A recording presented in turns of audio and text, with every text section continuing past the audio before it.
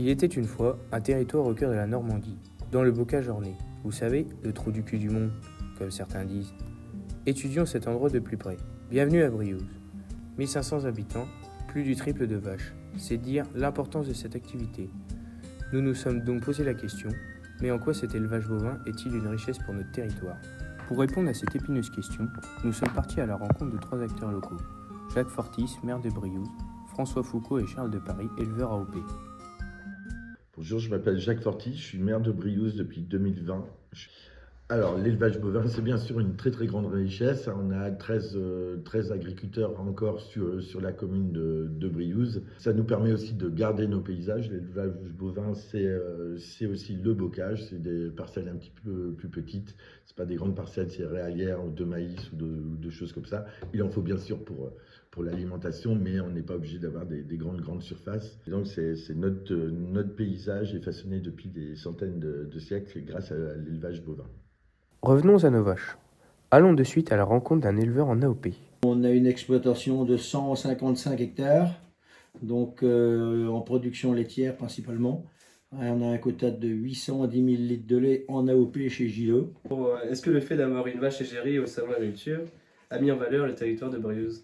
Moi je pense que oui, beaucoup, puisque la vache égérie du salon, c'est quand même la vache qui est la plus regardée du salon d'agriculture. En quoi le label AOP est une richesse pour le territoire? Ça a un impact, nous, surtout sur la race normande, puisque ça permet de garder notre race. Et puis, ça nous permet de vendre des produits donc, de qualité. C'est une très bonne chose aussi au niveau du revenu des agriculteurs qui se trouvent en AOP. Après ça, je pense que ça donne du travail dans le secteur, puisque la laiterie Gillot, c'est quand même une laiterie qui emploie pour moins de 200 salariés. L'été, ça permet d'avoir du travail pour les jeunes quand ces gens-là prennent leurs vacances, ce qui n'est pas négligeable parce qu'on n'est quand même pas dans un département qui est très, très industrialisé. Et je pense que l'agriculture dans le département de l'Orne a quand même un pouvoir assez important, et quand même un des départements qui est le plus agricole en France. Donc pour moi, c'est très, très important. Et enfin, direction la ferme du Breuil, chez un éleveur impliqué dans la biodiversité. Mon exploitation, elle participe à la biodiversité parce qu'en fait, le système d'exploitation est basé principalement sur l'herbe. J'ai monté un bâtiment de séchage en grange pour la qualité organoleptique du lait pour faire nos bons fromages d'appellation d'origine. Et donc, le maintien de surface en herbe, ça permet aussi pour la station de pompage en eau qui alimente toute la commune et les environnements et les environs d'améliorer la qualité de l'eau. Et puis voilà, ça nous rend bien parce qu'on vit en osmose avec notre environnement.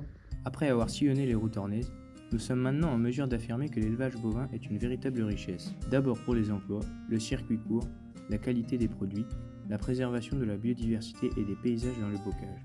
Nous, futurs éleveurs et citoyens de ces territoires, nous devons impérativement conserver et protéger cet héritage au cœur de la Normandie.